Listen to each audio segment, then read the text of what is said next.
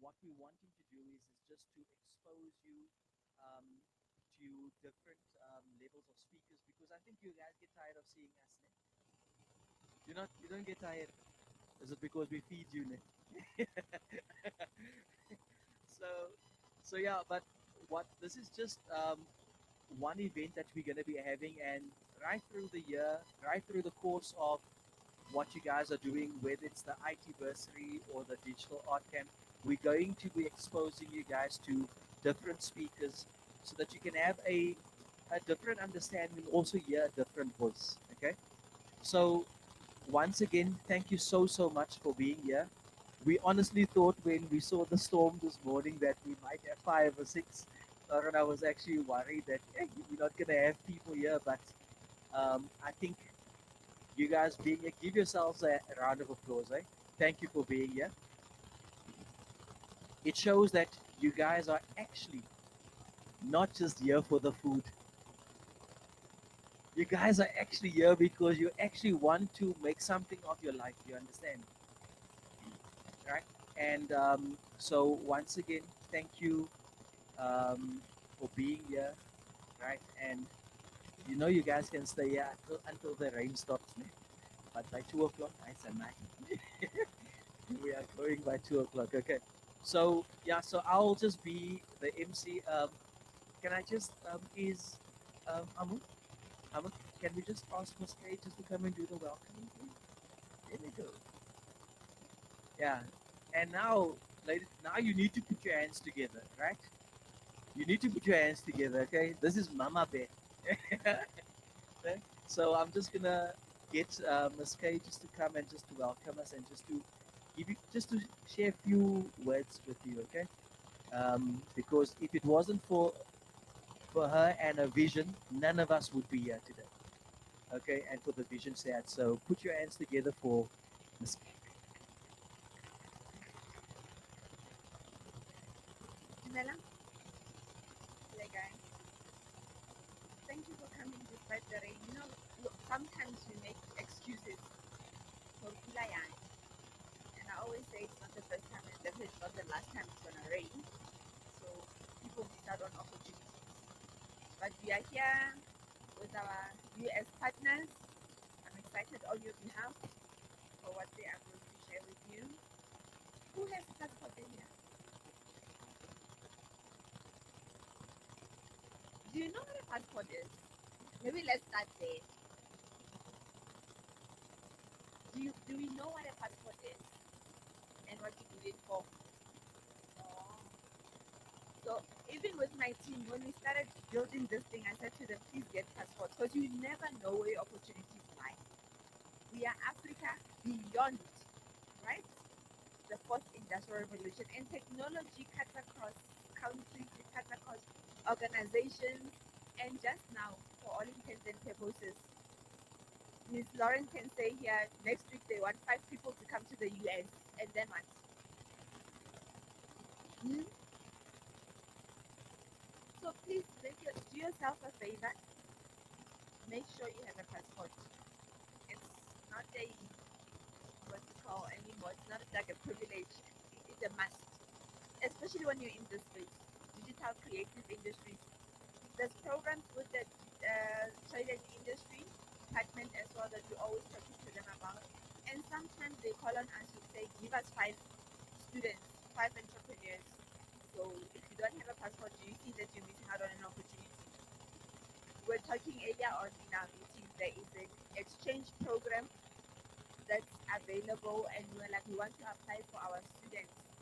But if only 3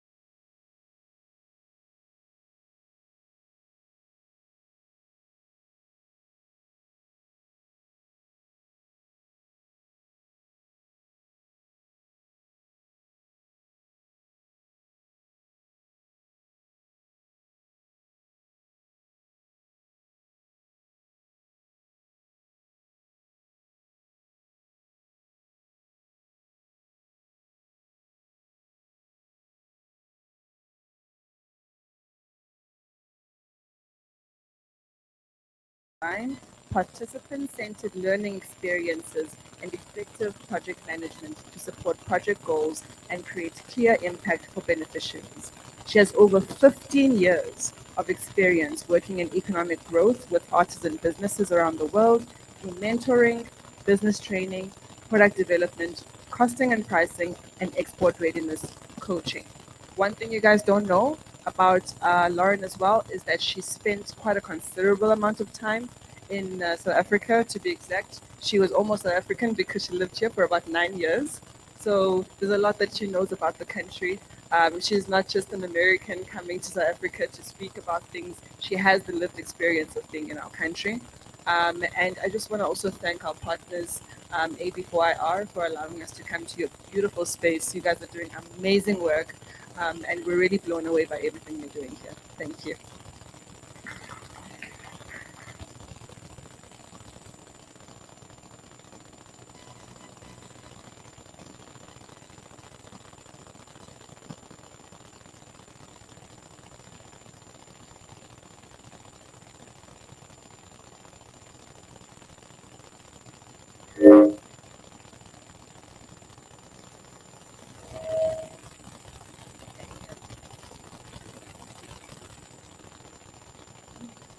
Is this good? All right, here we are. Hey, hello everyone. Excited to be here. All from the U.S. It's a long flight, and I'm so excited to see so much talent and entrepreneurship happening in this country. And so today, what I want to talk to you about is going from a student to be an entrepreneur, and what does that take? So I want to first start with asking everyone a question. Who here is thinking about starting a business? Okay. We've got some folks in the audience. Who here already has a business? Yes, love it. Okay, awesome. So we've got some experience in the room too. For those of you looking to start, there's more experience here. And there's so many creatives in this country who are doing amazing things and really impacting, not just their own lives and their families' lives, but beyond into your community, creating jobs by your initiatives and your experiences. So we're going to be talking about what are some of the essentials that you need to know when you take that first step and start looking at creating a business, because it's a lot of work. And I know because I have a business myself, as you mentioned, I'm a photographer, and I have been doing photography as a business since I lived here. So I started my photography business in 2014, and I have worn all of the hats that you have to wear as a business owner. I do my own accounting, and I do my own marketing and sales, and I have learned the skills that I have to use to sell my photography. So it's hard. I know it can be really daunting to feel like all the things, you have to do all the things, and it can be overwhelming, but you can do it, and everyone is capable, and you can also bring in team members and you need help wherever you need help. So let me just start with a little bit of an introduction of me and my organization and who I work with, because I not only have my own business, but I'm also the training director for an organization called Creative Learning, aimed at Artisans Division. So Creative Learning.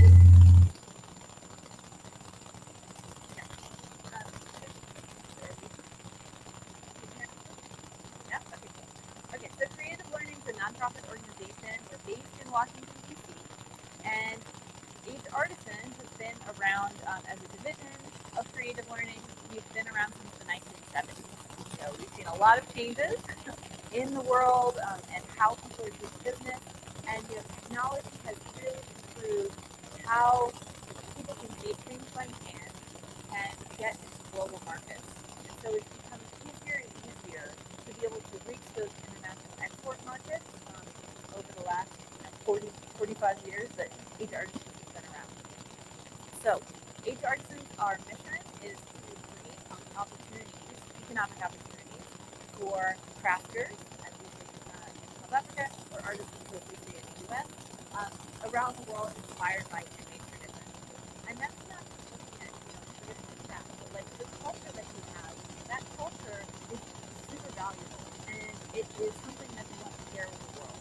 And so there are opportunities, not just in the technological spaces, but also using your culture and skills and your experience in design and art to create a business that is selling handmade products. So this is currently where we work. We've worked in over 200 countries since we were founded. We have programs in Mali, Burkina Faso, and Uganda. Right now, we also have 3 offices in Mexico, India, and China. And so we have lots of great programs and working with handmade businesses all over the world. So that's my experience. We also have this cool online platform. I started in 2020. And COVID hit, couldn't do things in person. We started this online, basically business education tool for anyone who's in the handmade sector and wants to learn about business skills and specific to that handmade sector. Anyone who's interested in export in that global sort of world. Sometimes it's hard to get market information when you are not living where your market is. So we have some awesome classes. We regularly host webinars online. You'll see my face on Zoom if you'd like to join us. So I definitely recommend anyone who is interested in handmade businesses check this out. We regularly host courses and webinars. A little bit about me. As I already mentioned, but I'll just briefly mention again. I am a photographer and I've also worked in South Africa, so I have a lot of love for this country and the creative community. There's just an explosion of talent and so much, even compared to other countries that I've visited. It's just like that initiative and that beautiful creativity. You have so much talent here, and I can't wait to see what all of you do in the future. So today, what we're going to cover a few things. First is the 5 universal market demands. Okay, so whenever you're starting a business, you need to make sure that you are covering these 5 universal market demands. It doesn't matter what part of the market you're going to. This is the things that people are going to expect, and if they want to keep doing business with you. So these are good ones to make sure that you're covering. Then we're going to talk about what is marketing. So marketing is something we all talk about. You want to get your product into the market. But we're going to talk about what does that really mean, different types of marketing, and why is it important. We're going to talk about how to use customer-centric marketing to really build that strong relationship so that you can grow your business. Customer-centric marketing versus product-based marketing. This is a lot of creatives are in this space, something that is really serving customers. So we'll talk about what the difference is between those two things. We're also going to cover brand positioning. So when you start your new business and you're coming into a space, you want to really be clear about who are you as a brand? What do you stand for? What are your values? And taking that and really being clear with your customers so they can connect with you. We'll talk about the 4 Ps of marketing. So what are the 4 Ps of marketing? These are essentials to have in your plan before you get started. And then finally, why your website is the foundation of your marketing. Because website is your digital home. And I know we're all in IT here, so you have lots of great resources to be able to create an awesome website. And that's where a lot of people find you, outside of just being connecting one-to-one with folks. So let's start with the 5 universal market demands. Okay, so these 5 are quality, product line, on-time delivery, price, and customer service. So quality, what do we mean by quality? Quality is, you want to have a quality product offering, something that people find value in. Who's ever bought something that was not good quality and it broke or it fell apart and you were just like, oh, what did I spend that money? Who's bought something like that before? It's like 100% of people. Yes, exactly. So quality is important, and not just in products, but in services. You want to make sure that you're delivering something that people are happy that they spent that money, because that in turn then will keep bringing customers to your business. Quality is also not just about being able to do something really well. It's also being able to repeat that same quality each time. So when I, buy something from you, whether it's a service or a product, and I tell my friend, okay, this person has something amazing, you got to buy something from them, and then you don't deliver the same quality, you ruin your reputation. You're not going to have that continual business. So quality helps you really build trust with people.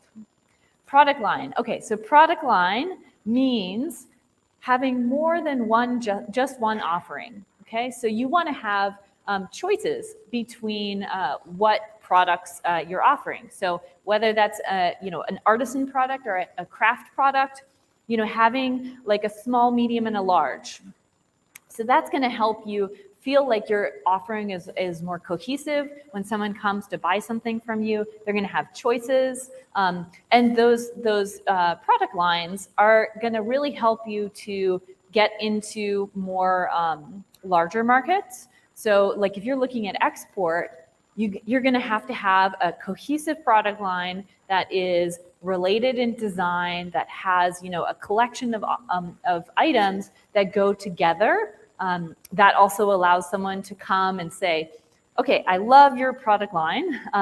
Maybe I don't just want to buy one. I love how they look together. I want to buy all three. Okay, so that gives you more opportunity to sell more.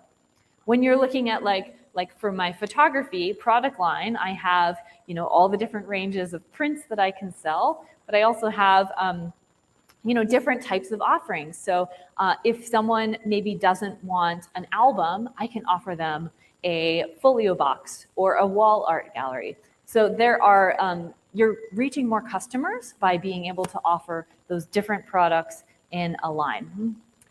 On-time delivery. Okay, so who has had something that they've bought that did not arrive when it was supposed to arrive? Okay, yeah. How did that make you feel? Pretty mad. Yeah, because we buy things with a purpose. We're trying to get something because maybe we're trying to give someone a gift. And if it arrives after their birthday, I'm not going to be able to give that gift anymore. So on-time delivery is about, that's really building that trust. Again, you're trying to create these lasting relationships with someone who is going to want to buy from you again. So on-time delivery also is super important in export because it takes a long time to get to another country. You need to account for the time in the shipping, the time in the production, to be able to reach that buyer before they are supposed to sell it in their store. So let's say, for example, most sales in the US, and I think in a lot of the world, happen in that December, like November, December, Christmas period. There's a lot of holiday sales that are happening. People save up their money and they're like, okay, I want to get Christmas presents for everyone. And so on-time delivery means like if you're selling in the export market, trade shows happen in August. And then that retail store places that order with the trade show in August. They want that delivery. Maybe they order 100 pieces. You have to produce those pieces, and then it has to come to them by like October because they're planning their store design. They want to make sure that they're going to be able to show your products in their store.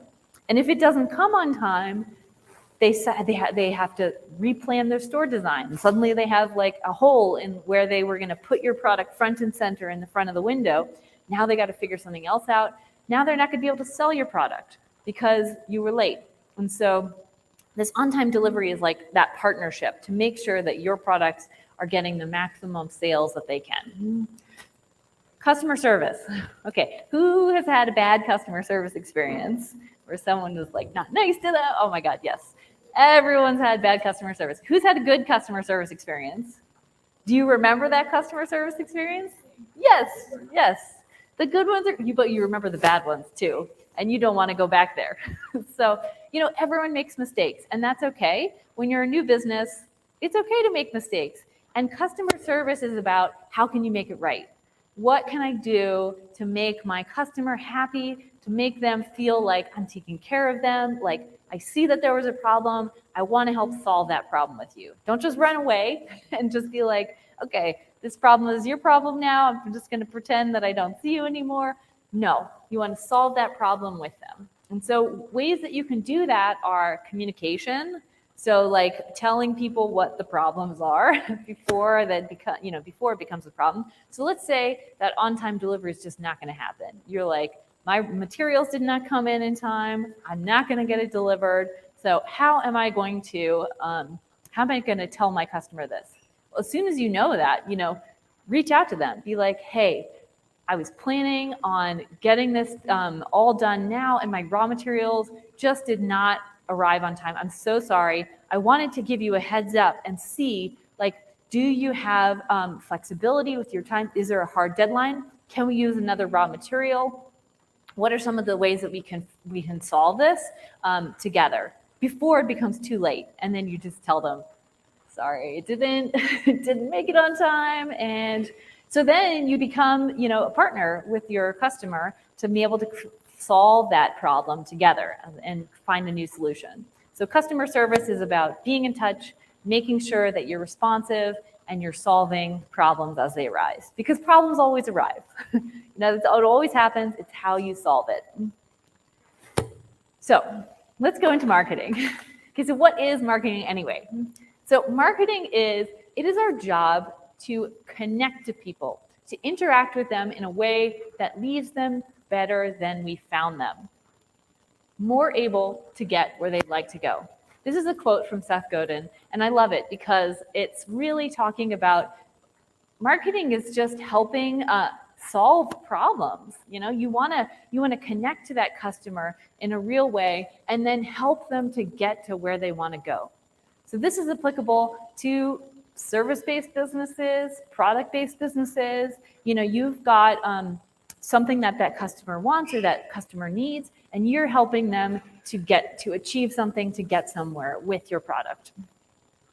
So what is a market? We talk about market a lot. We talk about marketing a lot. So market is really just a place where buyers and sellers can meet and facilitate the exchange of goods or of information or of products. So it's really could be physical. So we all know, if you could go down to a market where people are selling things on the side of the road, that's a physical market. It could be a retail store, could be an in-person trade show.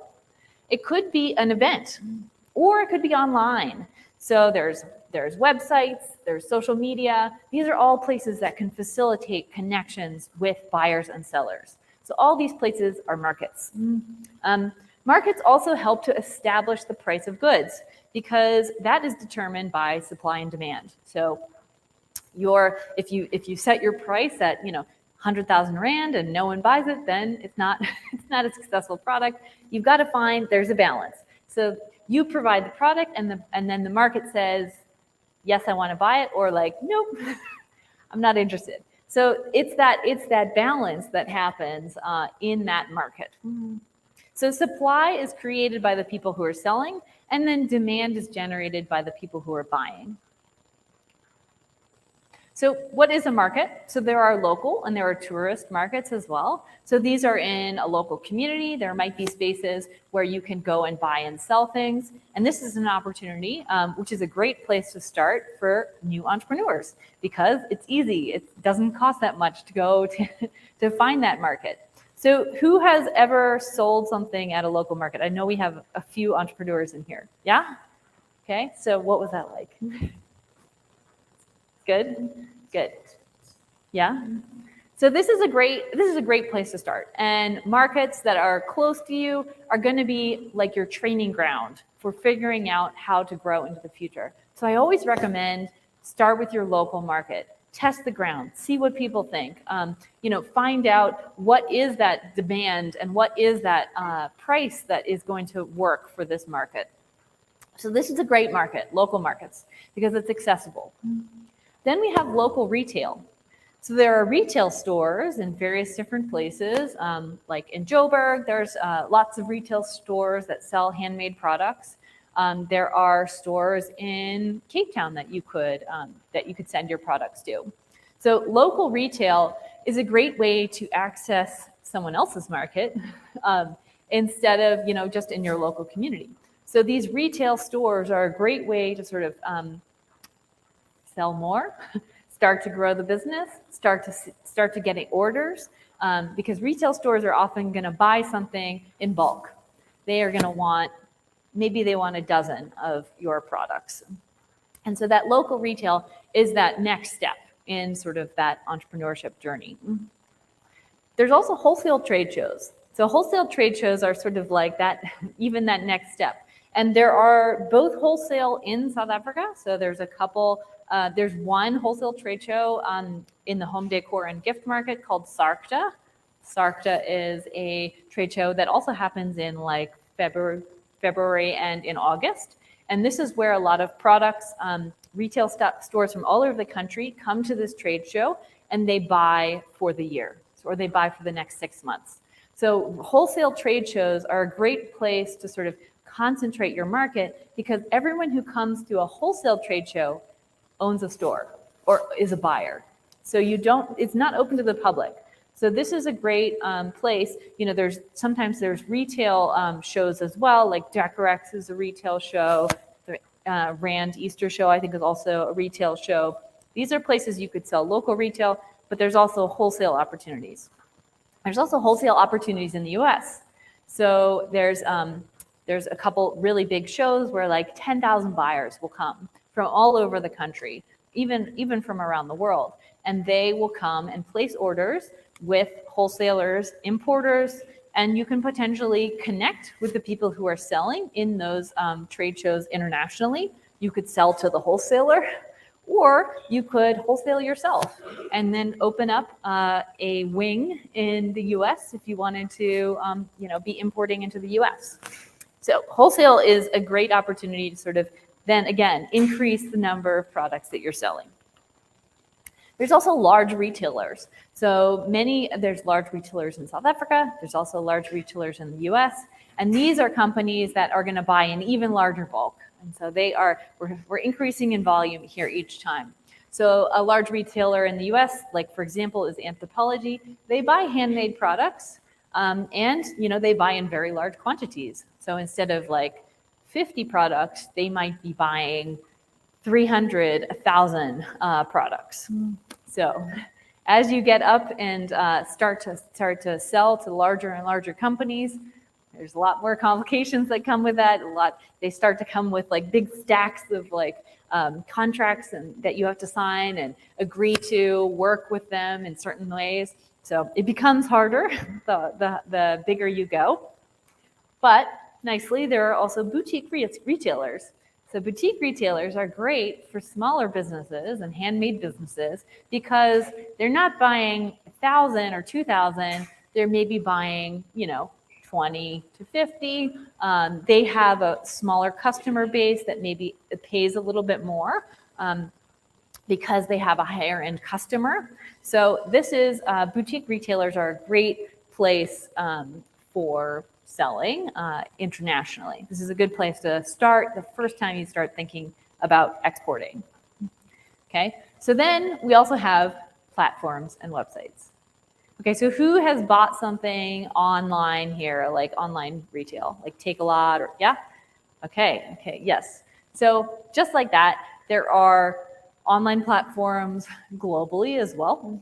So there's for example, there's Etsy, which is a handmade marketplace in the US.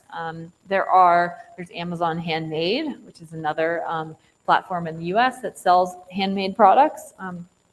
And there's also wholesale opportunities for platforms and websites. So like, for example, this is Powered by People, and Powered by People is just like those wholesale trade shows. They are a wholesale only website. So you have to have a business in order to have an account on this website, and then you place orders with minimums. So for example, in order to buy something on this website, you have to buy at least 10 of something. So you're giving preferential pricing to those buyers because they're buying in larger quantities than just one person. So these platforms and websites we've seen grow a lot since COVID.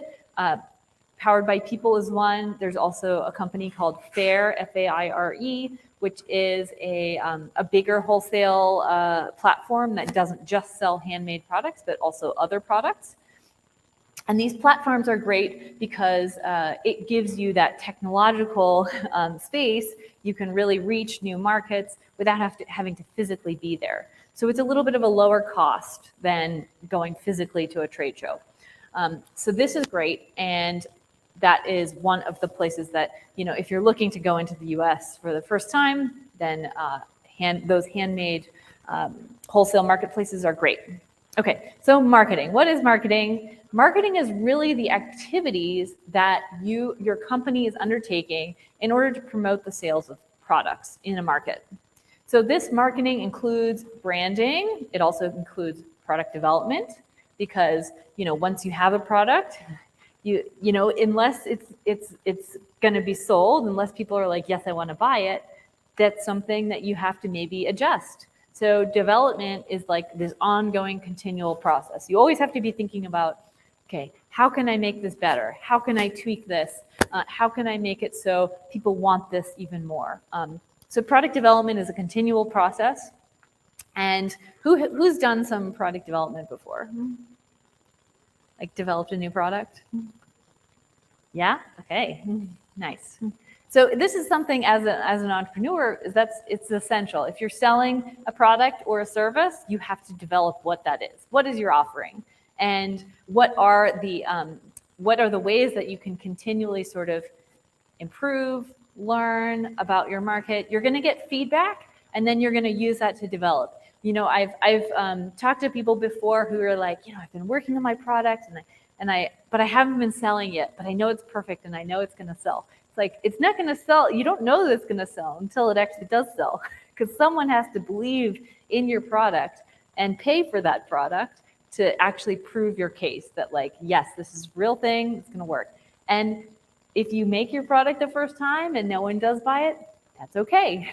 We all fail, and you're going to learn the most from your own failures. And it's the drive to get back up, to go again, and keep learning, keep trying, and keep failing again, because failing is just part of the process. It's not a failure if you get up again and then you tell that story after you had all your failures and be like, look where I brought myself, look what I've learned, and look what I've made of my business. So, you're also looking at packaging, product packaging, and like, how can you tell the story of your business to the consumer? You're educating, you're also inspiring people through your marketing. You want to entertain and connect with people and customers. So you're using promotion, advertising, and delivering your products to the consumers. So it's this whole chain. It includes all of your business. This marketing is all of those connection points that you have with your customer, with your product, with your sales. And really, storytelling is at the heart of a lot of product-based businesses. So storytelling is that process of sharing why you do what you do, how your business makes an impact.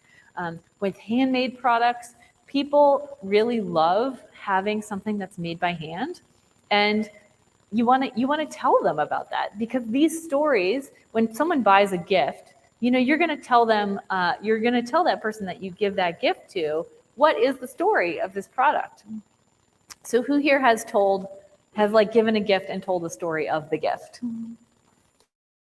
Yeah, nice.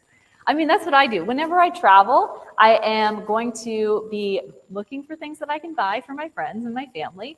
And I am going to ask someone when I buy something, what's the story of this product? Or maybe it has a beautiful little hang tag that shows, what this is made by a group of women who are using recycled materials, and this is really impacting the lives of this community.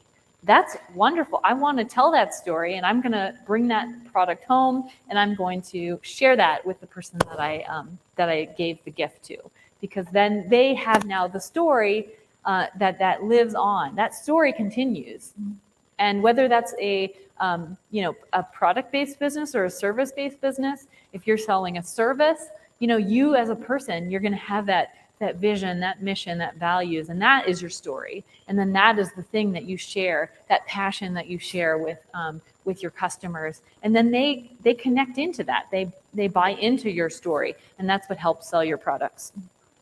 So marketing really helps to create that demand among buyers for your products. And marketing is putting the action into the market. So it's putting the ing into the market, marketing, and putting that market into motion. Okay, so you can create your business and it's this wonderful, beautiful thing, but until you start moving it, until you start putting that into the marketing motion, all you have is just a product and it's just sort of sitting here on the shelf. So move your business into action with marketing. So there's two types of markets. There's a seller's market and then there's a buyer's market. Okay, so a seller's market is product-based marketing. So this is where you are selling a product and it's the focus of your marketing efforts are on the product itself. And then there's the buyer's market. So this is where the buyer is sort of deciding what it is that they would like to buy. And that is really customer-centric marketing. So this is about, the customer who is making that choice rather than the product that everyone sort of needs. So product-based marketing, like who here has a phone? Everyone needs a phone these days. And so product-based marketing is really like that company knows that everyone needs a phone. And so they are offering something like the best of this feature or the best of this thing. But they know everyone needs a phone. So they're trying to get the most market share. So there's like a certain amount of market of people who need phones. And you as a company, if you're selling, yes, we go, here's a phone happening. So they are trying to here's the market for phones. It's like everyone who needs a phone. And now as a business, I'm trying to get a little bit of that market share. And I'm trying to increase the amount of the market share that I am selling to be able to boost my business. So the goal here is to really increase that amount of the market share. And you're sort of taking away from other folks in the market share there. So profitability is really based on the volume of product sales. Like how much can you sell and how can I reduce my costs because I'm trying to increase my number of sales and reduce my costs to increase my profit. So this is really mass marketing strategies that companies use that are assuming a large number of people want that product. So like groceries are another example. Like everyone needs to eat, and so how can you increase the market share of your grocery item? This is also like office products, airline tickets, and consumer technology. Then there's customer-centric marketing. So customer-centric marketing is where a lot of us live, rather than trying to compete into this, huge budgets that, the cell phone market has. You don't want to be competing with Apple to try and get their market share. Customer-centric marketing is really driven by delivering specific customers exactly what they want time and time again. So this is focused on building that customer loyalty and making sure that your customers feel like they can trust you and like they like working with you and they like your products. So you're trying to gain customer loyalty. So like that customer, once they buy something from you, you don't just say, bye-bye. You're like, come back, buy something else. Buy something, now I have this new product because I've been doing this product development. So customer-centric marketing is delivered by, this building of the relationship, creating that loyalty that comes from actual value. So like people feel like it's valuable working with you, that they love your product, and they want to come back and buy more and buy again. Because it is 5 times to 25 times more expensive to get one new customer than to retain a customer that you already have. A customer you already have has bought from you. They know how great you are. If you're trying to convince someone off the street, like, hey, buy my product, it's like, that's a lot more expensive. You might have to spend a lot more money. You have to go convince them or spend ads to be able to reach them again until they finally decide to be a customer. So you want to keep the customers you have because it's cheaper than trying to go find new ones. So this is great. So actioning your brand in the market. So people don't buy what you do, they buy why you do it. And I think this quote from Simon Sinek is fabulous because it's and this is about customer-centric marketing. So, you have that passion for what it is that you do. And when you share that passion, it's infectious. Like coming here to this meeting with AB4IR, it was infectious hearing from you guys about what it is that you do. It's like, yeah, I love this place. Like, you are doing amazing things. And like that passion and that connection is like what sells your product, what sells your business. So when you believe in yourself, when you believe in what you've created, that is infectious. So think about it. You don't want to create something that you're going to hate selling in the future. You want to do something that you love and really connect to the why. Why am I doing this? Why am I making this business? And how can I make it align with what you care about, what you love, and feel like it's something that's going to like sustain you in life. So thinking about that, the first step in a business is to really think about those vision, the mission, and values. Who's ever worked on this before? Vision, mission, and values? Okay, yeah, we have a few people. Nice, great. That's great. So vision is like, what are we working towards? What is that goal? What is that thing that's on the mountain that we are all working towards? So our vision is a world where. So this is an easy way to start. It's just like fill in the sentence. Our vision is a world where. Like, what do you imagine? And this can be big. This doesn't have to be related to some small product thing. It's you want to connect to the why of what you do. So that vision is going to guide your business, guide your team once you have people working with you about like, this is why we do what we do. And this is what we want, is a world where. The mission is how are we going to get there? Okay, so here's the vision on the hill, and like here's our mission. It's like how we're going to get up the mountain. This is our guidebook to get up to that mission, to that vision. So our mission is to what? What are you going to do? For, who is it for? And by, how are we going to do it? So this is a nice little tool that you can use to start your vision, mission, and values. It's just like complete the sentence. Our mission is to this, for who, by how. And then finally, your values. So your values are those principles that your team is going to achieve the mission that you want to achieve your vision. So the values are what you believe in, what you care about, and what unites you as a team. So I'm going to give you an example of great vision, mission, and values. So this is a company, the Citizenry. Citizenry is a US-based business, and they sell handmade products. And they have a store in New York, and they also have it's mostly online. They just started an online store in New York, but you can see there vision, mission, and values. So we believe that our homes should be reflections of the journey we take. Our personal spaces deserve design with soul, a story, and purpose. This is what they believe. This is their vision on a hill. Our home should be reflections of the journeys we take. This is connecting to a customer who also believes that, yes, maybe this is a person who also travels and loves the world and wants to connect with other people as they travel. So that soul and that story, because they sell handmade products, all of their products are based on that soul and that story. So their mission, how they achieve the vision, we strive to deliver modern goods, rich in quality and meaning, supporting artisans around the world and eliminating unnecessary markups along the way. Okay, so they're being specific about how they do this.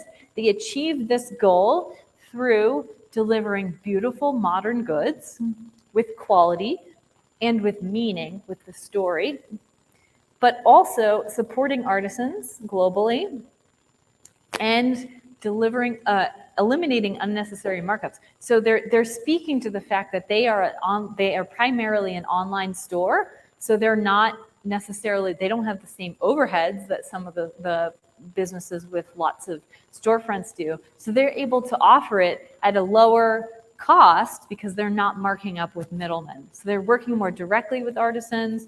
They're delivering beautiful quality products, but not as expensive as if you bought it in a traditional channel. So they're showing that their value is also, like they're giving someone a value. This is really high quality product with less markup costs along the way. And then their values, we are driven to make beautiful things that change lives and consumer culture for the better. We dream big, work hard, and dare greatly, because life is too short to spend time doing work that doesn't make a dent in the world. I love that. So they're creating a story. They're inviting you into their world with this mission, vision, and values. So, doesn't this make you want to buy from them? Who wants to buy from Citizen now? Yeah, they're great. It's like, wow, yeah, I can see that. And even though they're selling a product, the reason you're buying is their why, is their vision, is how they're doing it. And they've really shown their collective values with their customer. So, they're saying, like, we believe in this, we're going to put that out there, and we're going to attract people who have the same values as us. And that's going to make you feel more connected to your customers. Your customers are going to trust you more because you've stated ahead of time, this is what we believe, this is what our values are. So here's how they fulfill their vision, mission, and values. So they pay fairly artisan groups, so they pay a good price. And with fair trade standards, our artisan partners are given the best prices for their skills. So that's how they do it. They also simplify the process. So this is a graphic that they have on their website that explains about how they fulfill their vision, mission, and values. So by designing our own collections and selling exclusively online, we eliminate typical industry markups. So they're saying how it is that they're able to have lower costs because they're selling online. And then connecting to you, premium goods without the premium prices. Fill your home with beautifully crafted items and do a world of good. Okay? So they're saying how it is that they do this. They've neatly laid out their vision, mission, and values and how they fulfill that mission. So here are some key principles when you're looking at your marketing. You first need to think about, like, who are my customers? Because if we're stating our values, our mission, our vision, we really want to have a clear idea of who we want to connect with in this customer-centric marketing. So this is marketing strategies that have to answer that question. Who is your customer?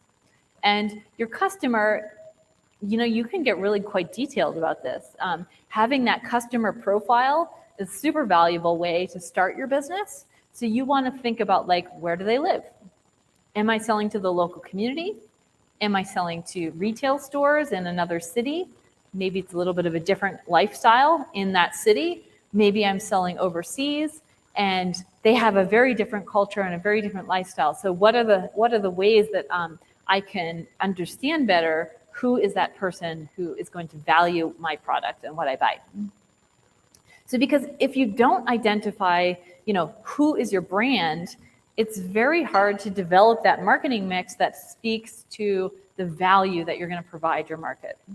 So this process of defining who you're going to work with helps you along the way of, like, what is it that is, how can I define what it is that I'm going to offer my customers?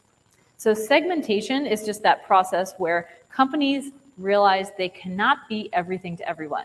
Okay, you can't sell to all people everywhere all the time. You have to narrow it down. We can't have a product that is going to appeal to Bill Gates and the person around the corner from me. Those are two very different people that want different things. And so defining who it is, what level of the market you're in, where it is going to really help you refine and speak very clearly to your customer so they feel heard, they feel like I'm connected, I value the same things as you. So in order to be that successful business, you really need to segment the market and determine who it is that you're selling to and focus only on the most relevant and the most profitable segment for you. So once you know that target market, you can use that to define your marketing mix. So the 4 Ps, which is what we're going to talk about next, is those product, price, place, and promotion. And we'll talk about that in a second. But you want to deliver those things to your target customer. So where do you find those customers? There's which channels make the most sense for your business. There's local, which we talked about, that local market, and that's live. That's happening, connecting person to person, and it's happening either in markets or in your neighborhood with your neighbors. So this local is happening live. If you're doing export or business to business export, then you're looking at trade shows and outreach, direct outreach to people who are going to be the potential buyers. And that requires the investment to go to trade shows. You also might look at platforms like that Powered by People platform that we talked about, online wholesale. So you might bring in a lot of customers in these platforms, but it's harder to sort of be found because there's many more people on that platform. And then finally, you could have an e-commerce store, which you showcase your stories, you showcase your products, but you need trusted payment methods, and like shipping needs to be solved. You need to have, outreach to be able to have people find your e-commerce store, because you can make the website, but they're not going to come unless they know it exists. So that requires, the advertising, the connecting, like to actually get people to come to your digital home. Okay, so here's the 4 Ps of marketing that we talked about. So these are product. What are you selling? First, you need to define your product and what it is that you're offering. Price. What's the price for that product? You have to have a price point. You have to be able to answer that question. What is the price? Place. Where are you selling it? We talked about all the different options for the market. Where can you find your customers? So you have to define what place are you going to sell it. Don't say all the places. It's got to be focused, because again, we need to segment the market to be successful, to really speak the most clearly to our customer. And promotion. How are you selling it? How are you getting the word out? How are you connecting? All those different places that you can meet your customer. You could be promoting at trade shows. You could be promoting in person at a local market. You could be promoting online. So that's going to also help you focus your dollars when you have to invest to promote. It's like, where am I going to focus? You don't want to throw it at all of the things, because you're not going to make as much bang for your buck. So that brings us to our digital home, which is your website. This digital home is super important right now. With a connected world, this is how people find information about businesses. And, even if you're only selling live, it's so easy to start a website now. And there's so many free options. You can create a digital home that defines who it is that you are as a business. And so when you meet someone in person, they're like, oh yeah, I remember that. They can search online and they can find you at your digital home. So I definitely encourage everyone, start a website if you are going to start a business, because people need to find you. And this just makes it easier for people to find you. So this is your home online. This is where you're going to direct people to when you're using your social media, like come find me on my website. When you're in person selling, come find me on my website. This keeps you connected with people. And you want, when you have a website, you want to ask visitors to take an action. So there's a couple actions that you can ask them to take. Do you want to learn more about the business? Do you want to connect with me to buy something, or to talk, or to find out about my service? Or do you want to ask them to buy, or to ask about business to business? So either an e-commerce store, you might want to ask them to buy directly, or if you want to ask them to inquire to buy, you don't have your prices listed online because it's wholesale only. They have to get approval to get your price list. That's another option. So, but you have to ask, because if you don't ask on your website, what are they going to do they're just going to leave your website.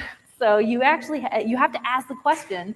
And this is a huge problem that I see a lot of businesses do not do well on their website, is like, what do you want me to do here? Okay. So you have to put it, the button. So like, I design and develop experiences that make people's lives simple. See my work. This is the button. Okay, so like I'm telling you what I want you to do next. So that button is going to be like your call to action. Here's what I want you to do. And there's a few types of websites that you can create with varying complexity. The first one is to just inform people about your business. And this is the easiest one to start with. This is like your digital business card or brochure. It's like you're putting it online. So this is, you're telling people about your company. What is our vision, mission, and values? What products do we offer? Do we have any promotions? Do we work with artisans or handmade processes? What's the impact that you're making when you do business with me? How are you achieving your vision and mission and values when you work with me? Maybe you might want to have a blog where you could have information about what you're working on. Location is super important. A lot of people forget to put their location on their website, but I need to know where you are physically, so you tell me. And remember, websites are global, so not just the town that you're in, but also in South Africa, because maybe I found you somewhere else and I have no idea if I even could do business with you. So you got to tell people where you're based.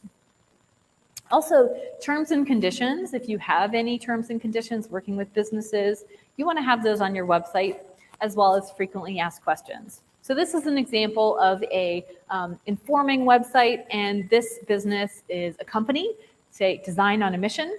We have always believed your style says a lot about you. It's why we created a company for all those seeking style that means something. High design that holds itself to an even higher standard. Learn more.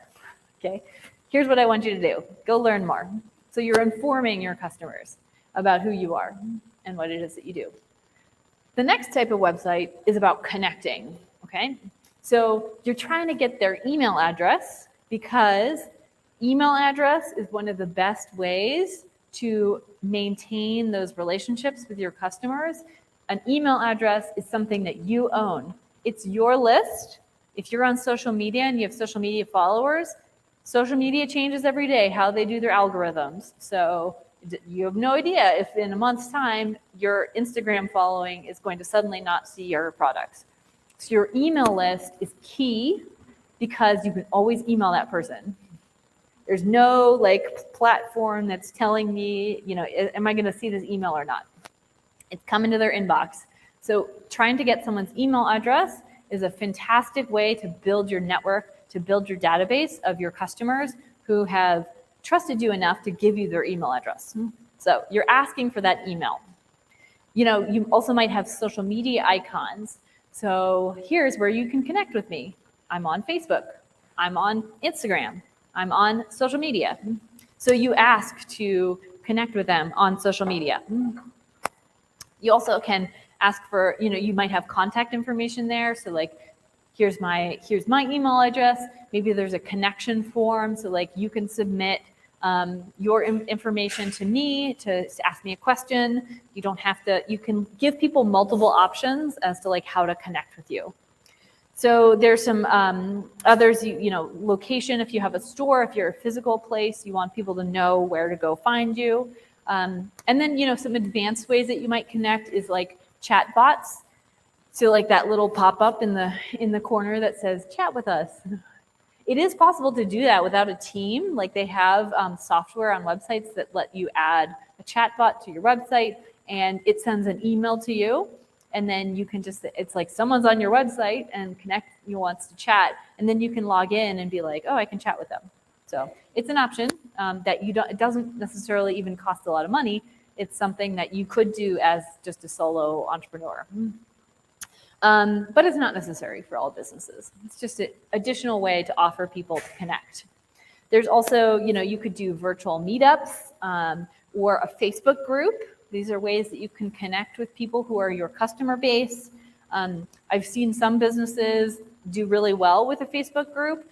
I'm as a photographer, I am part of a lot of different photography groups, and education, they're selling education services to photographers. And I've found that there's some Facebook groups that I check every day, and there's always interesting conversations going on. And like that photographer that is selling that education services to me, you know, I'm happy to hear from I've bought multiple courses from these photographers because, you know, I really find value in their Facebook group. I ask advice, other people give advice. You can set rules, you know, of engagement for your Facebook group and like generate conversations around things that are important to you. Facebook groups are a great way to connect more with your audience and start a conversation in a way that you can't really do that on Instagram or on Pinterest or some of the other ones.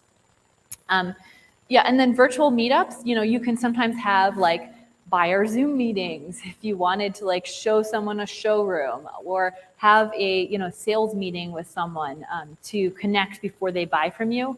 One of the ways as a photographer that I work is I don't give out my pricing on my website. I ask people to reach out to me and connect to me, and that gives me an opportunity to show my value as a photographer before I tell them what the pricing is, because I'm a luxury photographer, and so I have high prices, and so I want someone to see the value and to help solve their problems before I give them my pricing. So I always ask people to connect with me first, and then I set up a phone call or a video call, and then I will talk to people before I share everything that I offer. So connection is a great one for service-based businesses. You know, you want to have people move. So here's an example, Hip Typico. This is handmade in Guatemala, and you can see here they have chat with us on their website. So they're inviting people to chat with them about what it is that they do. Then the third type of website is about action or buying. So this is that e-commerce store, and you want to have products available. You want product descriptions, like what's the size of something. If someone's buying something online, they really need to know as much information as possible to be able to be informed to actually purchase that product. So that you need good photography. In fact, for all of these, you really need good photography. Good photography is often the mark of if someone will trust you as a business or not. You know, even just partnering with a student photographer can be a great way to sort of get your business off the ground. You can do trades sometimes with photographers to be able to get better photos than you'd be able to take yourself. So photography is key. Definitely recommend getting good photography. With action and buying, you know, you want to have prices on there because you want to tell people what it costs, make it easy for them to buy. You know, multiple photographs of a product, close-up photo of a product, far away, maybe some sort of reference to size so that they can tell like how big something is. You want a shopping cart, a way to pay online. That's easy. And you know, it depends on, you know, who your target market is, if you're going to be selling it in US dollars or if you're going to be selling it in rands. You know, you don't want to have it be confusing. If you're trying to reach, you know, international US buyers and you've got rands, they're not going to know what the exchange rate is. They're going to be like, this is clearly not for me. I'm not going to buy anything. So making sure that you've got it in the right currency as well. If you're selling only to businesses or B2B, you could have a buyer application form. So, you know, gather information about like, what's your business website? What type of store do you own? What's your contact details? And then I'm going to reach out to you afterwards after you apply to do business with me because I want to make sure that you're not just one person and I don't want to give my wholesale prices away unless you are someone who actually owns a business. You might have a B2B downloadable line sheet. So, you know, if someone asks for your products, you can have your line sheet on your website with your wholesale prices or your ex-factory prices. And then you could also do, you know, contact for a quote. So ask people to reach out for a quote. So this website is Purpose, which is their tagline is Wear Freedom. And they are selling products, and you can see that and product photos don't all have to be just like blank on white. It's useful to have something on white, but it doesn't have to be stark. You can see these photographs are product photos taken in natural light on sort of like a textured linen or like a white glass. it doesn't have to be so stark, especially for handmade products. It's kind of nice to have something that feels a little bit more natural than in a studio. So it's okay if you don't have access to a studio. Okay, so for website, I want to go through some do's and don'ts. You do want a website. It doesn't matter what type of business that you have or you want to create, you definitely need a website because this is your digital home. You want to use clear and consistent branding. So, when you're creating those mission, vision, and values, you also want to create that visual identity of your business. What is the logo? What are the colors? And make sure that you use those same things across your website, price sheets, all social media. You don't want it to all look different in different places. It's going to make you not seem as professional. And so having a cohesive look and cohesive brand really builds that trust from the start. It's like, oh, they know what they're doing. They have an established business. Provide that one-line value proposition. So when you're doing that work on we believe in a world where you want to show what it is that you provide in just a very simple, no one's going to read a paragraph. Who goes to websites and reads paragraph and paragraph and paragraph of text? No. You're going to skim. And so you have to be quick and clear. As soon as someone gets to your website, it's like, who are they? What do they do? I need to know that. Or I'm just going to leave and not going to pay attention to your website.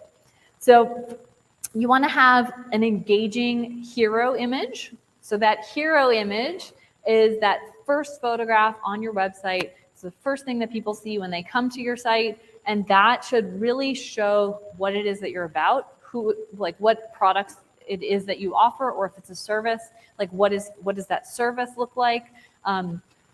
Smiling people always do well on the cover of a photograph, on that cover of that hero image. And so, if you're working with a handmade business, having, a beautiful person with their earrings, enjoying their lovely earrings. And so it's a nice photograph of someone wearing, not just a cold product photo with on white. It's engaging. It shows me how I'm going to wear it. Or maybe you have someone making something and laughing, whatever. Or a group of people who are, this is the team that we work with. So you want to show visually, immediately, what it is that you do. So someone understands, right away, this is what this business is about. You want to keep it easy for 3 visitor types. So there's 3 types of people who might come to your website. The first one is just looking for information. They want to check you out. They want to see a little bit more. Just read what it is that you do. Then there's people who are navigational users. So they're looking for how to get a hold of you, or they're trying to figure out where your store is, or they're sort of trying to find some information. And then the third one is I want to buy something.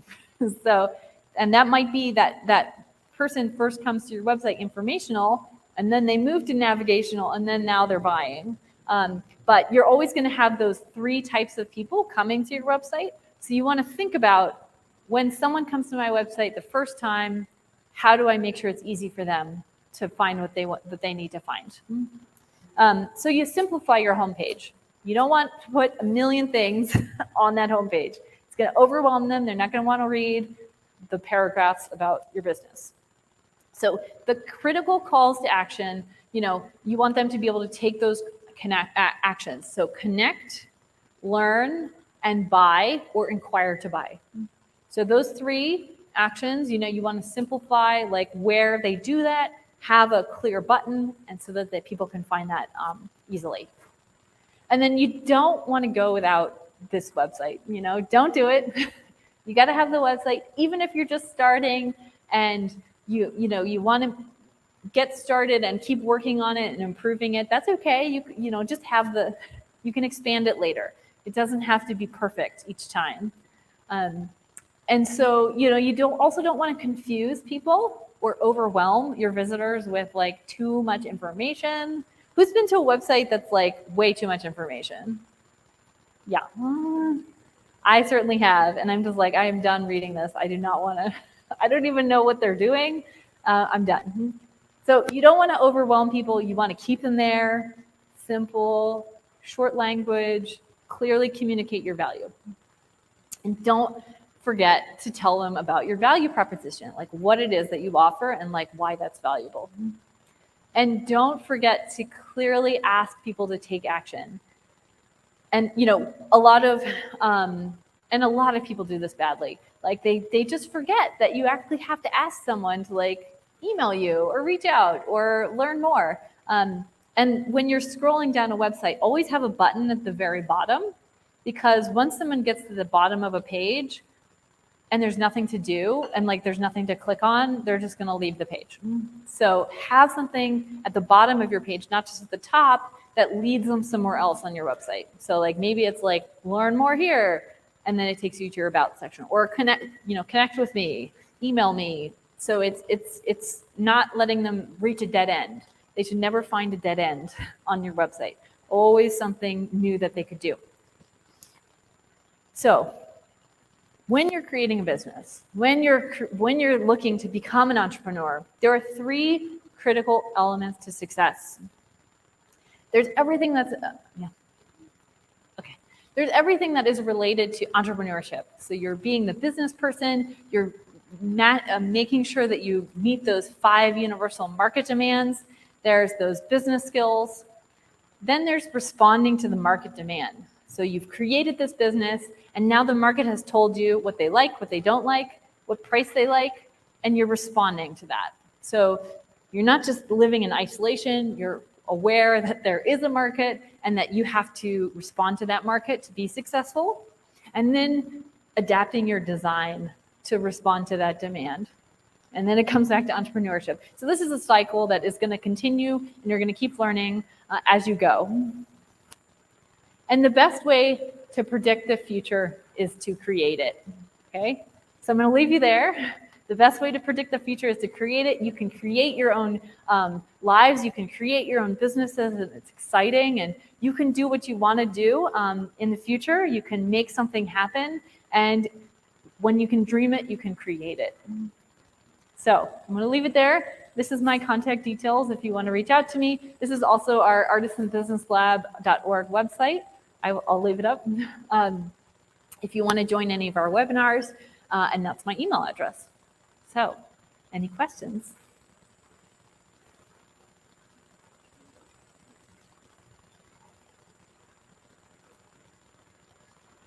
Questions, Lauren? I know that question. You have a question. Yeah. Oh, cool. So, in terms of like your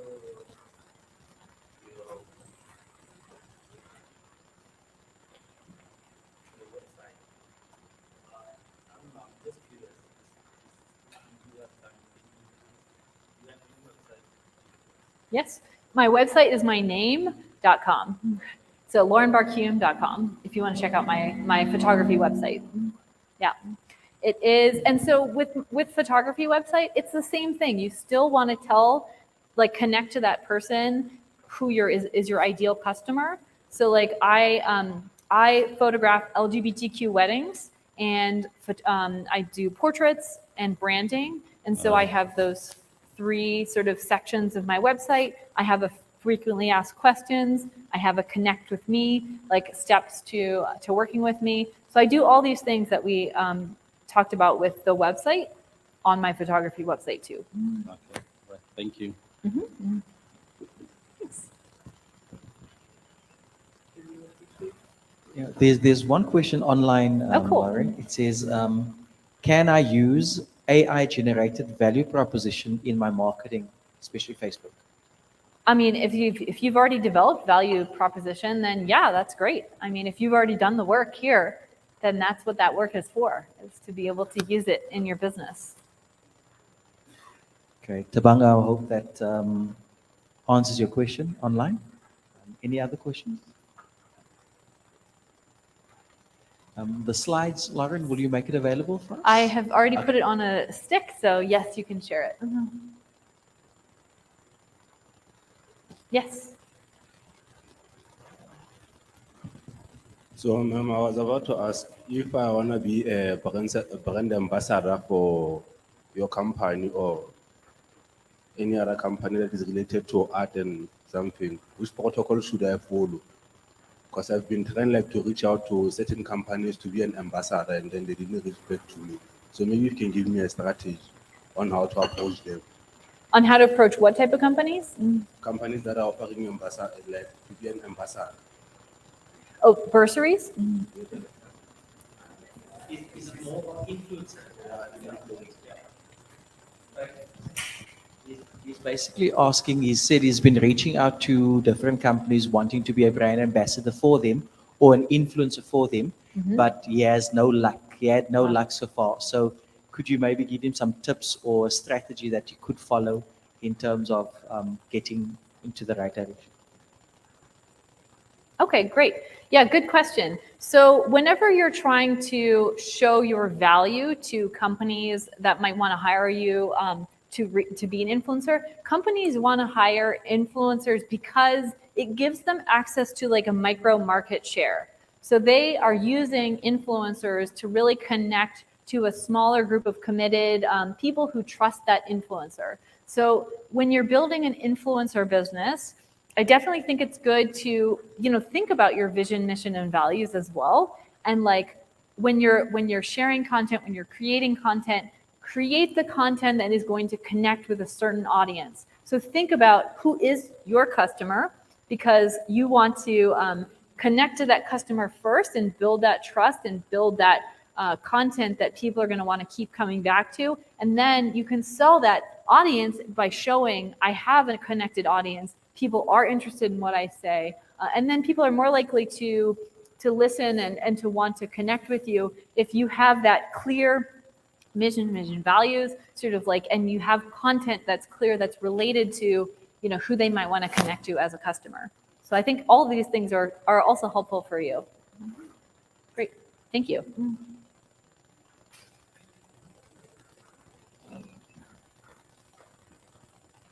Yes. How do you achieve sharp focus based on all of your photos that you've taken? Say that again. How do you achieve sharp focus based on all of your photos that you've taken? How do you achieve sharp focus for Yes. photography? That's a good question. So I have first good camera equipment, and two, I use back button focus. So that is when you set up your SLR camera, instead of using this button at the front for like half press to focus and then shutter all the way down, I use a different button. So you've set up in the menu a different button that's on the back that my thumb uses, and so then I don't accidentally take the picture before it focuses. So I use this thumb to put the focus point on someone's eyeball. I always focus on an eyeball that's closest to the camera. Use the back button, in fact, to focus, and then I press the shutter. And I always refocus before I take another shot, because it's very easy for someone to move a little bit and then you lose focus. So always focus every single time, and you switch the menus items so that your camera can use back button. It takes getting used to, but I've been doing it for years.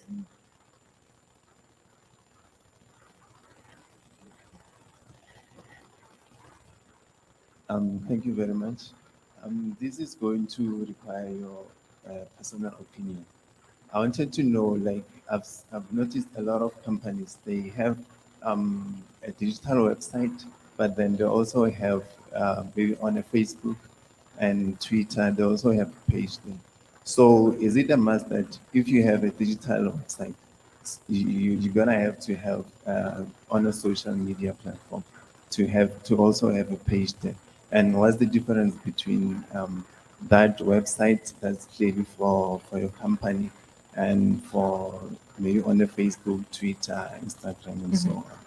That's a great question. So like, what's the difference between, having the website and having a social media page? I see so many businesses only have a social media page because they feel like this is my website. But the thing about a social media page is that you don't own that platform. And so they could change their platform at any time, and you could lose access to all those people that you've built up with. So having a website you own, it's you are in control of how it looks.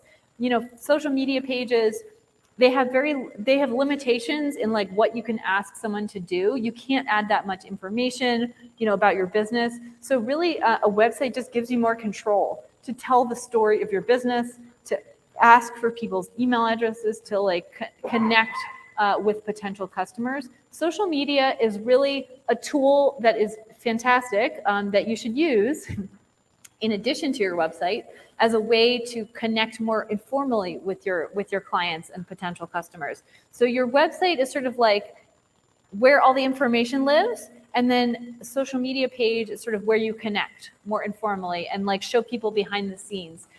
Social media also, I recommend, you don't have to do all of it. You don't have to try and like be everywhere. Pick one that you like and that you feel most comfortable in, and get really good at that platform. And then later you can sort of add other platforms. It's better to be more present in one platform than to try to be in all of them and not doing them well. So if you like Facebook or if you like Twitter, focus on that. When you've got visual products or like photography or artisan products, Instagram is the most popular tool for social media because it tells visual stories. So, it depends on what your business is as to which tool makes the most sense. Just to this question as well, maybe you could also speak to like how do you identify where your buyers are in terms of social media, like which is the best social media platform to choose? This is a good question. So when you're deciding your target market and like who's your customer, you want to think about not only where they live, but also how old are they. So like young people do different things online than older people. So we all know it's like grandma is not on TikTok. So if you're trying to sell to grandma, then you do not want to be on TikTok because you're not going to speak to grandma. So if your customers are younger, then like maybe that's a platform for you. So it's really age group tells you a lot, and there's a lot of statistics online about like this age group in this place. There's market research that's done that you can find out more about that will help you narrow down like where does this type of person live online and what's the best way. Like older generation, sort of like middle age, like millennials to older folks tend to use Facebook more. And then younger people tend to use Instagram more, and even younger people, TikTok. So it's sort of like there's different platforms for different age ranges. And so that will also determine where. Any other questions? Yeah. Yeah. I wanted to ask, do you know of any, like, let's say maybe you take pictures and they see, like, maybe some agencies see your pictures on your website. Mm-hmm. And then, like, how do you go about that? Like, maybe they want to source out the images. Let's say the US wants, like, to take, like, my pictures from you or South Africa to the US. Like, how do you go about that? So like if like custom work or photographs that you have already created. Yes. Photographs you've already created. Okay, so licensing. This is actually how I started my business. Is I was traveling in Senegal, and I took a photograph just of a dog in a building, and someone reached out to me and said, "Hey, we want to put this on the cover of our lawyer's magazine or something." And I was like, "Oh my God, I'm gonna sell a photograph." So I asked around, and I was like, "How do I price this? I have no idea like what this should cost."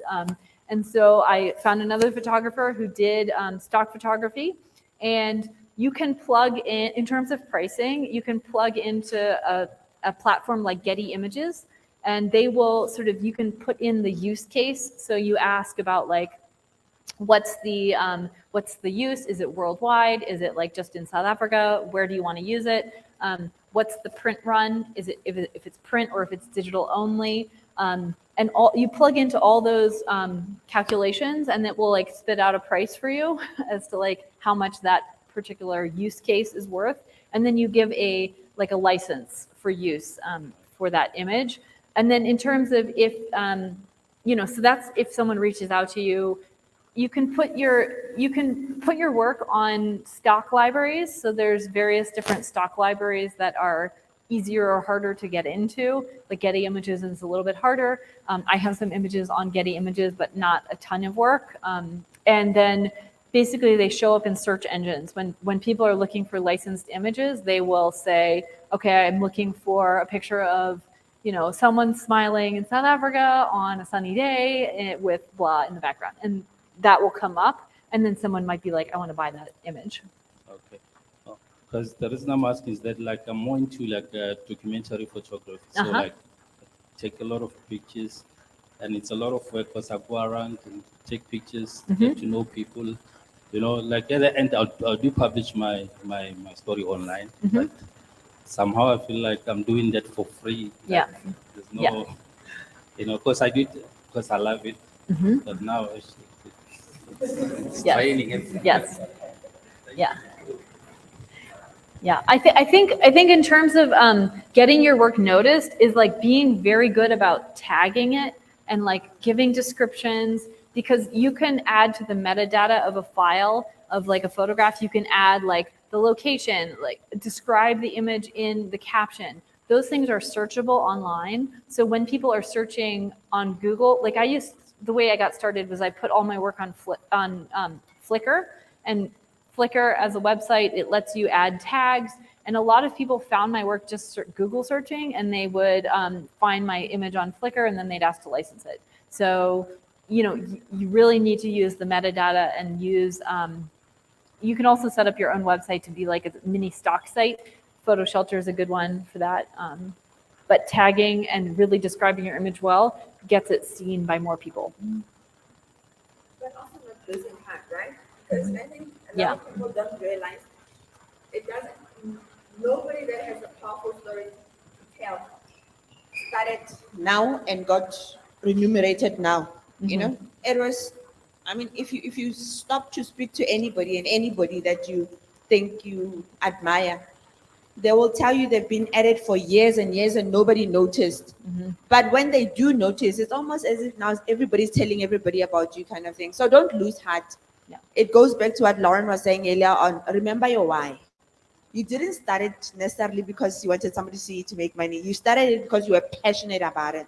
So it's how you're angling yourself, who you are tagging, who you're associating with, and with the opportunities that we will be giving you as well. Be mindful and intentional about what you want to put out there and finding out about who's going to be there.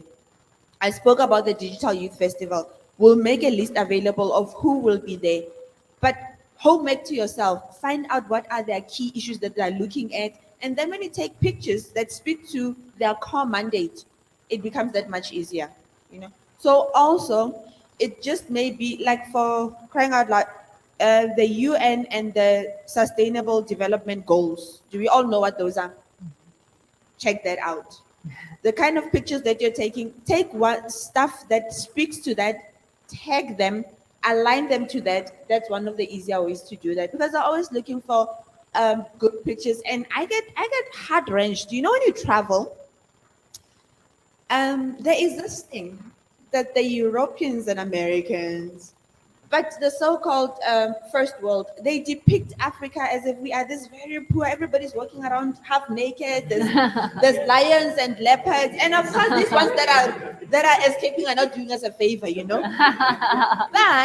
But honestly, I mean, so many times when I'm in London and you go up all those long escalators when you go to the trains, a depiction of Africa is some child in the desert of Kenya, Biafra, whatever.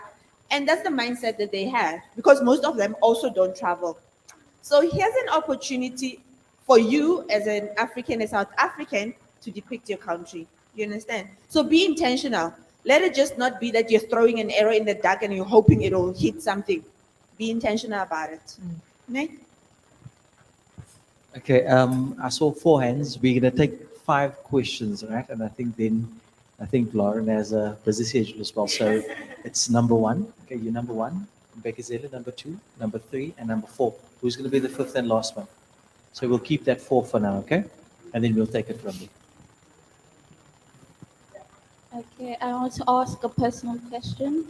What inspired you to start photography and your business? It's a good question. Thank you. What I mean, I always studied art when I was a kid. I did classes in summer every year. I was very lucky that I grew up very close to like an art education institution, and so I was drawing, I was painting, I did studio art when I was in college, and I didn't ever think I could make money out of it. I was sort of like I didn't want to lose the passion that I had for making art and I actually started with documentary photography. So the travel that I was doing, the work that I was doing with Aid to Artisans brought me to all these places. And I was just like, all these beautiful cultures. And I just wanted to like photograph people and because again, like there are those depictions of how Africa is. And so I loved it. And I loved documentary photography. I loved people photography and capturing images of people. When I started my business, it was really like a leap of faith because I was working with a local NGO in South Africa, and we ran out of funding. And I was like, okay, so I could move back to the US, or I could try to start a business and like see if I can make this passion something that I don't lose the passion and start a business. And so in 2015, I started my photography business along with two other businesses, and I was like, let me see what sticks. And I discovered wedding photography at that point, and I just fell in love with it. So yeah, I mean, like that passion started, and then like improving your artwork every time, and like learning and getting creative. I take education all the time. Every year I budget money for my business so that I can keep taking classes, and that is what drives me to keep creating work and to pushing myself. I don't want to make the same things every time. I love being creative, and I love learning. So that's what drives me. Thank you. We just have another Facebook question. Uh-huh. It's from Kuchi Sutwaba. Sorry for butchering that. And the question is, what is your take on AI changing the digital world? Should entrepreneurs lean more into incorporating AI tools into their business, or is AI just a phase where it might fall away in the future? Ooh, dangerous question. Yeah. AI, this is a big debate in the photography community right now because it's like threatening to a lot of photographers of like, oh my God, our job is going to be like, people can make AI headshots now. Like you can put pictures in and like it will make a headshot, but those do not have soul. It's like that doesn't have the experience that you have when working with a person. So like for me, I'm not threatened by AI because AI could never create the experience that I create with my clients. Like there's always going to be people who are like lower market. They're like, they don't really value photography. Like they're just going to plug it in. They're going to pay $5 and they're going to get an AI portrait. And that's not my client. And that's okay. That's okay that's there's room in the market for many things and many people. So for at least AI in the photography space, which is sort of where I think about it, it's about the experience, and it's about like how I make my client feel. When I'm photographing someone and making them feel good about themselves and like they're beautiful, and like that's part of my mission as a photographer, is to make people feel seen and make people feel like they are beautiful just as they are. And so that's never going to happen with AI. It's something that you can just plug in a tool. So we're still artists, and artists are always going to have work, I believe. I think we've got two more. So my question here again is like, as an artist, I would like to expand my skill like you did for staying in South Africa for 9 years. So I'd like to do that to USA or UK. So I want you to take me thoroughly on how to apply for a visa. Because I've been dealing with the issue like for probably 5 years trying to apply for a visa, and I didn't get the response from me. Okay, so there's a couple opportunities to be in the US. There is a green card lottery, so you can just apply. There is like a lottery, a lot of people apply to the lottery all over the world, but you can put your name in and they will randomly choose certain people to get green cards. So that's an option. And then 2 is like exchange programs. So like the US Embassy hosts a number of exchange programs bringing South Africans to the US for a period of time. And so the embassy is a great resource that can help facilitate a program that brings you to the US and gets you that exposure.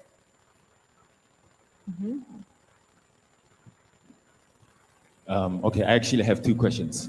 The first one is, what would you say are your 5 most important things in photography? And then, okay, your 5 most important things in photography. Uh-huh. And then my other question is, what are the types of photography? What are the types of photography? Yes. Okay. Okay. So 5 most important things in photography. For the technical side or for creating a business or what? In general. Okay. I think it's important to have your own unique view as an artist. So like develop your creativity, develop what makes you different, because there are many, many people who can now have a camera on their phone, and many people take photographs. And so what makes you unique as an artist is the way you see the world. So the way you see the world, you have to hone that and look at that. And you don't look elsewhere. You know, you don't copy other photographers. Look inside and say, okay, how do I see the world? What is interesting to me? Maybe that's light. Maybe that's people. Maybe that's architecture. Maybe, you know, and this is something that you can do as a practice every day. This was part of one of the courses that I did, is every single day, I would have to take at least one picture in the morning of my coffee or of, you know, my cat. And then these very simple everyday things, you start to look, you start to notice and slow down. And that helps you find that creative voice. So I definitely think finding your own creative voice that makes you stand out, that makes you unique.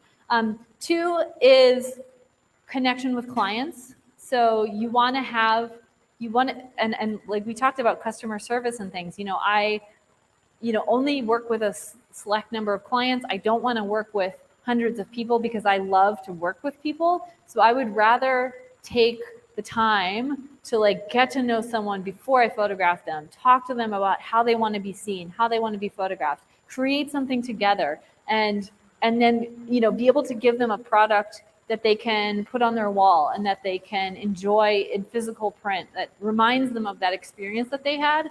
So clients, super important, and like giving that good experience. Technically, it's useful to have an arsenal of like technical skills and tools, and that's something that you can always be learning and growing with. So those are some of my tips. Did that answer your question? Cool. Yeah, I think we could, they surely have more, but due to time, Yes. we want to just, so I tried to get you out of it. But could you please come up, please? I tried to get you out of it, but yeah, so, but just before you speak, people, round of applause for Ms. Lauren. I think we brought the right person to you guys, right? We brought the right person. So if you're looking at it, it's all about marketing, and we'll still be going in there. So amongst you, there's a whole lot of creatives. They are busy. So I hope you guys have taken the tips. And for some of the questions, like Mbekizele, we will be working with some of you guys, and we'll see. You know, the sky's the limit. However, before we close now, the thing is we could have this workshop, it's fine. You can have the knowledge, it's good. You can leave here and forget about it. However, if you implement it, only then you'll see the fruits of what was happening today. And as an organization, remember, we only work with those people that implement things. Remember my saying, if you go slow, we go slow. If you go fast, we go fast. Okay? So once again, thank you so much. It was so valuable. But sir, we can't allow you to leave without you saying something, right? You've been sitting there the whole time, and everybody's surely wondering, who is this guy? So just a quick one. Good afternoon. My name is Kasongo. I work at the U.S. Embassy in the Public Affairs section as a cultural assistant. So, yeah, kudos to you guys. You've shown us that you are keen to learn, you are keen to know more. That's the very most important thing because knowledge is power. So here is the US Embassy website. I think they've told you about some program, some interesting exchange program that you might be interested in. Visit the website, you'll find everything there. And I think since you are keen to learn, I think some of you might get to the point of boarding a plane and traveling overseas just to go learn and come make an impact in your community. Kudos to you once more. So it comes back to what Ms. Kaya said, right? You guys have up until August to get your passports. Oh, you want to take photos of that? Yeah. August, yeah, they're chasing me away. The US is taking over. So, Ms. Kay, if you could just come up and just close first. Okay. Yes. What am I closing? You're closing the portal that we are about to open. We're going into. That's a lot of English. Thank you so much. Thank you, Sis Norma, for the opportunity. I mean, you're the one that made all of this possible, and we are excited about the future potential work that we'll be doing together. So, like I'm saying, guys, please do yourself a favor. It's about being ready, and this does not only apply. You know, there's that parable in the Bible about the 5 wise women and the not so wise ones. So it was not just about the women. The lesson there is that all of us must always be ready because you never know when the opportunity comes. And like I said, be intentional about what you are doing. Too many of us are hoping, I hope and I pray someone will see me, but you are not visible. It's also about asking questions here. I always say to so many people that it is when you're asking that question that somebody realizes that is the person we're looking for. So be intentional, be visible, ask the questions, go out and network and interact, guys. I'm glad you are here because then there would have been 1,000,001 reason. I also don't like it to wake up when it's raining because I feel like magui, yeah, and but then an opportunity is passing you by. Let's get passports, but also when we are on the social media, when Google, Mrs. Google is like Mrs. Woolies. They are so useful. Please Google the right things. Google opportunities. So I am planning to do my PhD next year. I've been Googling who is, who's offering scholarships for women. You'll be surprised. So many people. So what are you interested in? What are you Googling? And that TikTok, use it to your benefit, guys. Let's stop being consumers. Let's be creators. It changes so much because you're putting yourself out there. You're showing your capability as opposed to when you're just consuming, then nobody sees. Do you get that? So thank you so much for coming, colleagues. I so appreciate this. Let's do magic. Let's open doors and let's change the narrative about Africa. And it's in your hands to change the narrative about Africa. The only reason anybody would have a misconstrued notion about you is because you're just sitting there not saying anything, not defending yourself, not showing up. Somebody will talk on your behalf. So let's use our art to talk for ourselves and show the world Africa is actually not one big country. It's a continent. And there are different parts of Africa. So it's okay that some parts of Africa are so impoverished and struggling, but there's South Africa that's thriving. And let's be a part of that. Do you understand what I'm saying? So thank you, Mr. Carl, our awesome program director. Please give him a round of applause. And to our awesome US partners, please give them a round of applause. And to me too, because I said you must do for them, just do for me too. Thanks, guys. Thank you.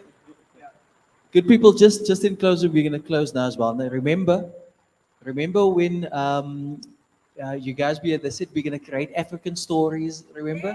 Right? You're going to create African anime. We're going to invite the US embassy to when you showcase, and we'll see maybe if we can't bring a whole lot of people. So now you've got something to look forward to, right? You're not just going to show it to us, you're going to show it to international. And you never know, there might be somebody here to say, I want to buy that. Right? So we are intentional about creating opportunities for you, right? So now the only thing you need to do is you need to just come to the party, right? You see, we're moving. There's two ways. You can either move with us or you can stand still. And if we stand still, what happens? They will say, yeah, but I never knew. We've got it recorded. It's all over social media. It's recorded. We are moving, so please let's move. Okay? So thank you once again for coming out, and we'll see you guys on Tuesday, Wednesday, and Thursday. Okay? And for the other ones, Monday to Friday. Yeah, for the other ones. Okay? So thank you so much, guys. Okay? Give yourselves a round of applause. Thanks.